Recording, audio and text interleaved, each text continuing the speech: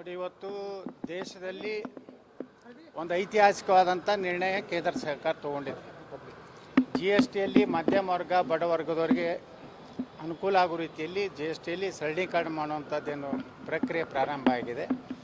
ಇದು ಅಮೇರಿಕಾದ ಒಂದು ಏನು ನಮ್ಮ ದೇಶವನ್ನು ಒಂದು ರೀತಿ ತನ್ನ ದಾಸ್ಯದಲ್ಲಿ ಇಟ್ಕೋಬೇಕನ್ನೋಂಥ ಉದ್ದೇಶದಿಂದ ಇವತ್ತೇನು ಟ್ಯಾರಿಫ್ ಹೆಚ್ಚು ಮಾಡುವಂಥದ್ದು ಏನು ಮಾಡ್ತಾ ಇದ್ದಾರೆ ಅಲ್ಲಿ ಅಮೇರಿಕಾ ಅಧ್ಯಕ್ಷರಿಗೆ, ಅದನ್ನು ಒಂದು ಸವಾಲಾಗಿ ತಗೊಂಡು ಇವತ್ತು ಪ್ರಧಾನಮಂತ್ರಿಗಳು, ಹಣಕಾಸು ಸಚಿವರು ಈ ರೀತಿ ಒಂದು ಐತಿಹಾಸಿಕ ನಿರ್ಣಯ ತಗೊಂಡು ಇವತ್ತು GST ಸರಳೀಕರಣ ಮಾಡಿದ್ದು ಇಡೀ ದೇಶದ ನಮ್ಮ ಎಲ್ಲ ಮಧ್ಯಮ ಮತ್ತು ಬಡ ಕುಟುಂಬಗಳಿಗೆ ಒಂದು ಒಳ್ಳೆಯ ಒಂದು ಬೋನಸ್ ಕೊಟ್ಟಿದ್ದಾರೆ ಅಂತೇಳಿ ನಾನು ಪ್ರಧಾನಮಂತ್ರಿಗಳನ್ನು ಅಭಿನಂದನೆ ಸಲ್ಲಿಸಲಿಕ್ಕೆ ಬಯಸ್ತಾ ಇದ್ದೀನಿ.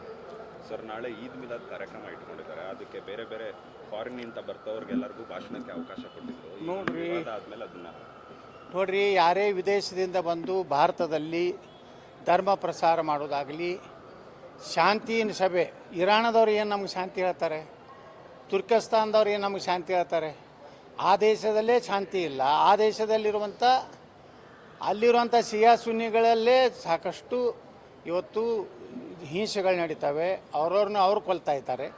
ಉಳಿದ ಯಹೂದಿ ಉಳಿದೆಲ್ಲ ಜನಾಂಗಗಳು ಕೊಲ್ಲುವಂಥವ್ರು ಇಲ್ಲಿ ಬಂದು ಏನು ಇವರಿಂದ ಏನು ಶಾಂತಿ ಅನ್ನುವಂಥದ್ದು ಇವ್ರಿಗೆ ಸಂಬಂಧ ಇಲ್ಲ ಅಂತ ಇಶ್ಯೂ. ಆದರೆ ಉದ್ದೇಶಪೂರ್ವಕವಾಗಿ ಕರ್ನಾಟಕದಲ್ಲಿ ಸಹ ಯಾವ ರೀತಿ ಸಿದ್ದರಾಮಯ್ಯನವ್ರ ಸರ್ಕಾರ ಇಂಥ ಒಂದು ಧರ್ಮ ಪ್ರಚೋದನೆಗೆ, ಧರ್ಮ ಪ್ರಚಾರಕ್ಕೇನು ಅನುಮತಿ ಕೊಟ್ಟಿದ್ದು ಇವತ್ತೇನು ಮಾಡಿದ್ರು ಅದನ್ನು ನಾನು ಎಕ್ಸ್ನಲ್ಲಿ ಅದನ್ನು ಪ್ರಸ್ತಾಪ ಮಾಡಿದ್ದೆ.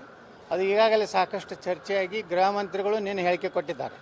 ಆ ರೀತಿ ಯಾವುದೇ ಇದಕ್ಕೆ ಅವಕಾಶ ಕೊಡೋದಿಲ್ಲ ಅಂತೇಳಿ ಈ ರೀತಿ ಕರ್ನಾಟಕವನ್ನು ಒಂದು ಟಾರ್ಗೆಟ್ ಮಾಡಿ, ಕರ್ನಾಟಕವನ್ನು ಒಂದು ಮುಸ್ಲಿಮರ ಒಂದು ಎಕ್ಸ್ಪೆರಿಮೆಂಟ್ ಒಂದು ರಾಜ್ಯವನ್ನಾಗಿ ಮಾಡ್ತಾ ಇರುವಂಥ ಸಿದ್ದರಾಮಯ್ಯನವರ ಸರ್ಕಾರಕ್ಕೆ ಇದು ಒಳ್ಳೆಯದಲ್ಲ. ಇದು ಮುಂದಿನ ಭವಿಷ್ಯದಲ್ಲಿ ಇಡೀ ದೇಶದ ಹಿಂದೂಗಳಿಂದ ನೋಡ್ತಾ ಇದ್ದಾರೆ ರಾಜ್ಯದಲ್ಲಿ ಯಾವ ರೀತಿ ಸಿದ್ದರಾಮಯ್ಯ ಸರ್ಕಾರ ಕೇವಲ ಮುಸ್ಲಿಂ ತುಷ್ಟೀಕರಣ ಮಾಡ್ತಾಯಿದೆ. ಇದರ ಪರಿಣಾಮ ಮುಂದಿನ ದಿವಸದಲ್ಲಿ ಕರ್ನಾಟಕದಲ್ಲಿ ಆಗ್ತದೆ. ಸರ್, ಮತ್ತೆ ಇದೇ ವಿಚಾರಕ್ಕೆ ದಸರಾ ವಿಚಾರವಾಗಿ ಬಾನು ಮುಷ್ತಾಕ್ ಅವ್ರಿಗೆ ನೆನೆ ಅಧಿಕೃತವಾಗಿ ಆಹ್ವಾನ ಕೊಟ್ಟಿದೆ ಸರ್ ಸರ್ಕಾರ. ಅವ್ರಿಗೇನು ಮಾನ ಮರ್ಯಾದೆ ಬೇಕು, ಆ ಹೆಣ್ಮಗಳಿಗೂ ಏನಾರು ಬೇಕು. ಯಾವಾಗ ಕನ್ನಡಾಂಬೆ ಬಗ್ಗೆ, ನಮ್ಮ ಧ್ವಜದ ಬಗ್ಗೆ, ಅಲ್ಲಿರುವಂಥ ಅರಿಶಿಣ ಕುಂಕುಮದ ಬಗ್ಗೆ ಮಾತಾಡೋಂಥವ್ರು ಏನು ನೈತಿಕತೆ ಹಿಡಿದು ಇವತ್ತು ಚಾಮುಂಡಿ ತಾಯಿಯ ಒಂದು ಪುಷ್ಪಾರ್ಚನೆ, ಇದು ನೋಡಿ ಸಾಂಸ್ಕೃತಿಕ ಕಾರ್ಯಕ್ರಮಗಳು ಬೇರೆ. ಅಲ್ಲಿ ನಡೆಯುವುದು ಚಾಮುಂಡಿ ದೇವಿಯ ಮೆರವಣಿಗೆಯ ಉದ್ಘಾಟನೆ. ಅಲ್ಲಿ ಚಾಮುಂಡಿ ದೇವಿಯ ಮೇಲೆ ಹೂವು ಹಾಕುವಂಥದ್ದು, ಅಲ್ಲಿ ಪೂಜೆ ಪುನಸ್ಕಾರ ಎಲ್ಲ ಹಿಂದೂ ಸಂಪ್ರದಾಯ, ಸನಾತನ ಧರ್ಮದ ಸಂಪ್ರದಾಯ ಪ್ರಕಾರ ನಡೆಯುವಂಥ. ಅಲ್ಲಿ ಬಾನು ಮುಸ್ತಾಕ್ ಅವ್ರದ್ದೇನು ಕೆಲಸ ಇದೆ? ಅವ್ರೇನು ಹಿಂದೂನಾ? ಅಥವಾ ನಮ್ಮ ಸನಾತನ ಧರ್ಮ ಒಪ್ಕೊಂಡಿದ್ದಾರಾ? ಅಥವಾ ಈಗೇನು ಇಡೀ ಜಗತ್ತಿನಲ್ಲಿ ಒಂದು ಹೊಸ ಬೆಳವಣಿಗೆ ನಡೀತಾ ಇದೆ. ಇವತ್ತು ಎಕ್ಸ್ ಮುಸ್ಲಿಮ್ ಅಂತ ಹಾಗೇನಾರು ಎಕ್ಸ್ ಮುಸ್ಲಿಮ್ ಆಗ್ಯಾರ? ಅದು ಯಾವುದೂ ಇಲ್ಲ. ಅಂದರೆ ಉದ್ದೇಶಪೂರ್ವಕವಾಗಿ ಸಿದ್ದರಾಮಯ್ಯನವರು ಹಿಂದೂ ಧರ್ಮದ, ಸನಾತನ ಧರ್ಮದ ಅಪಮಾನ ಮಾಡೋದೇ ಒಂದು ಈ ಸರ್ಕಾರದ ಒಂದು ಕಾಯಕಾಗಿದೆ. ಇನ್ನೂ ಆದರೂ ಬುದ್ಧಿ ಇದ್ದರೆ ಚಾಮುಂಡಿ ತಾಯಿಯ ಶಾಪ ಇವ್ರಿಗೆ ತಟ್ಟಬಾರ್ದು. ಅಂದರೆ ಇದನ್ನು ಏನಾದರೂ ವಾಪಸ್ ತೊಗೋಬೇಕು. ಸ್ವಯಂ ಪ್ರೇರಣೆಯಲ್ಲಿ ಅವರು ಬಾನು ಮಸ್ತಾಗಿ ಬಿಟ್ಕೊಡೋದು.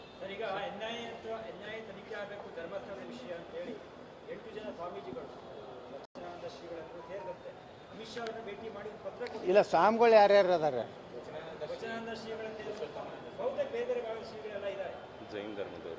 ಇಲ್ಲ, ಜೈನ ಧರ್ಮದವರಿದ್ದರೆ ಸರಿ. ವಚನಾನಂದಕ್ಕಿಂತ ಏನೋ ಯಾರು ಒಳ್ಳೆ ಶ್ರೇಷ್ಠರಿದ್ದರೆ ಅವ್ರ ಬಗ್ಗೆ ನಾ ಪ್ರತಿಕ್ರಿಯೆ ಕೊಡ್ತೀನಿ. ವಚನಾನಂದ ಬಗ್ಗೆ ಏನು ಪ್ರತಿಕ್ರಿಯೆ ಕೊಡೋದೈತಿ? ತನ್ನ ಜಾತಿಗೆ ಏನು ಮಾಡಲಾರ್ದವ ಇನ್ನೇನು ಇದ್ರ ಬಗ್ಗೆ ಅನ್ಯಾಯ ಬಗ್ಗೆ ಮಾತಾಡುವಂಥದ್ದು ಸುಮ್ಮನೆ ನಾಟಕ ಎಲ್ಲ.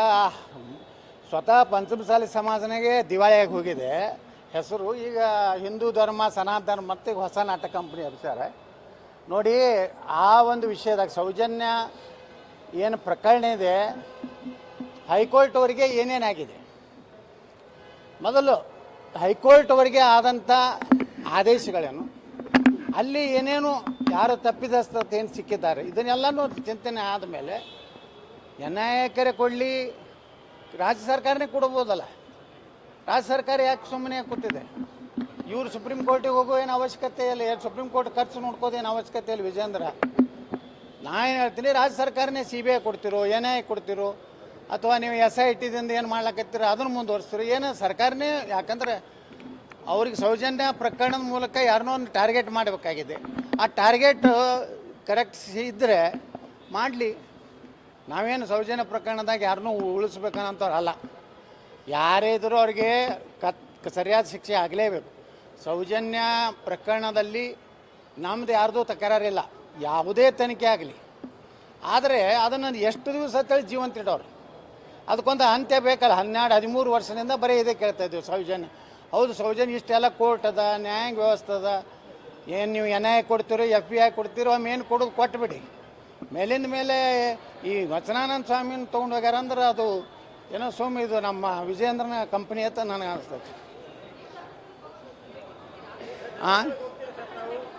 ಧರ್ಮಸ್ಥಳಕ್ಕೆ ಭೇಟಿ ಕೊಡ್ತೀರಾ ಅಂತ? ಅಲ್ಲ, ಧರ್ಮಸ್ಥಳದ ವಿಷಯನೇ ಮುಗಿದೋಗೈತ್ಲಿ. ಇಲ್ಲಿ ಅಲ್ಲಿ ಹೋಗಿ ಏನು ಮಾಡೋರಿದ್ದೀವಿ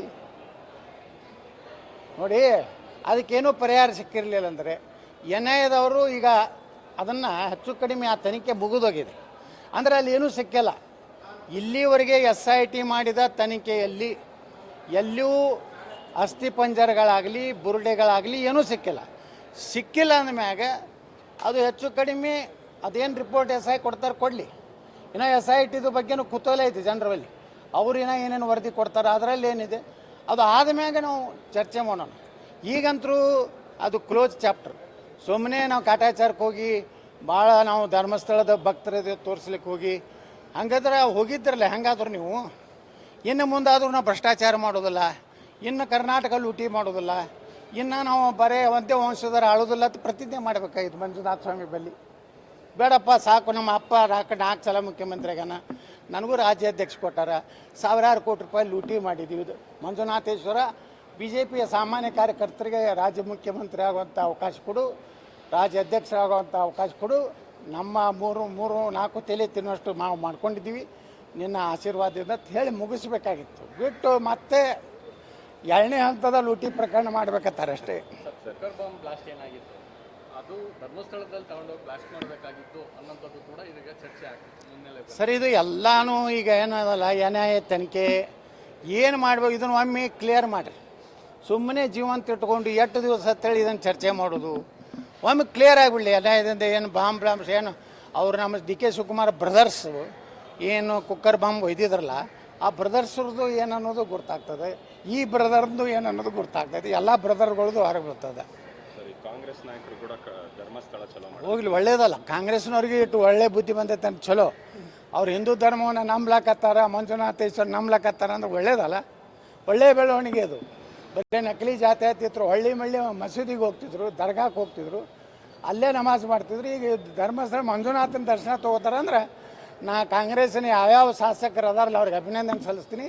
ಇದೇ ರೀತಿ ಸಿದ್ದರಾಮಯ್ಯವ್ರಿಗೂ ಬುದ್ಧಿ ಬರಲಿ, ಅದೇ ರೀತಿ DK ಶಿವಕುಮಾರ್ಗೆ ಬುದ್ಧಿ ಬರಲಿ, ಮತ್ತು ಸೋನಿಯಾ ಗಾಂಧಿ ರಾಹುಲ್ ಗಾಂಧಿಗೂ ಬುದ್ಧಿ ಬರಲಿ. ಹೆಂಗೆ ಇವ್ರು ಹೋಗ್ಲಕತ್ತಾರಲ್ಲ, ಅವರು ಹಿಂದಕ್ಕೆ ಸ್ವಾತಂತ್ರ್ಯ ವೀರ ಸಾವರ್ಕರ್ ಹೇಳಿದರು, ಹಿಂದೂ ಧರ್ಮದ ಒಂದು ಸನಾತನ ಧರ್ಮ ಎದ್ಬಿಟ್ರೆ ಜಾಗೃತ ಆದರೆ ಶರ್ಟ್ ಮೇಲೆ ಜನವಾರ ಹಾಕೋತಾ ಇರ್ತಾರೆ. ಶರ್ಟ್ ಮೇಲೆ ನಾ ಹಿಂದೂ ಹೊತ್ತು ತೋರಿಸ್ಲಿಕ್ಕೆ ಜನವಾರ ಹಾಕೋತಾ ಇರ್ತಾರೆ. ಹಂಗೆ ಕಾಲ ಬರ್ಲಾಕತ್ತದ ದೇಶದಲ್ಲಿ. ಯಾಕಂದ್ರೆ ಸ್ವಾತಂತ್ರ್ಯ ವೀರ ಸಾವರ್ಕರ್ ಹೇಳಿದ ಮಾತು ಇವತ್ತು ಸತ್ಯ ಆಗ್ಲಕತ್ತದ. ಅದಕ್ಕೆ ನಾ ಹೇಳ್ತಾ ಇದ್ದೀನಿ, ಕಾಂಗ್ರೆಸ್ನವ್ರು ಎಲ್ಲರೂ ಕೂಡ ಸಿದ್ದರಾಮಯ್ಯ ನೇತೃತ್ವದಾಗೆ ಮಾಂಸಾಹಾರವನ್ನು ಸ್ವೀಕರಿಸದೆ ಧರ್ಮಸ್ಥಳಕ್ಕೆ ಹೋಗಲಿ ಅಂತೇಳಿ ನಾನು ಅವರಿಗೂ ಸಹ ವಿನಂತಿ ಮಾಡ್ಕೊತೀನಿ. ಅಲ್ಲಿ ಹೋಗಿ ಗಣಪತಿ ದರ್ಶನ ತಗೊಂಡು ಮುಂದೆ ಹಗರಿಬೊಮ್ಮನಹಳ್ಳಿ ಹೋಗ್ತಾ ಇದ್ವಿ. ಇಲ್ಲ ಅಲ್ಲಿದೆ ಹಗರಿಬೊಮ್ಮನಹಳ್ಳಿ, ಇಲ್ಲಿ ಬರೀ ದರ್ಶನ. Thank you sir.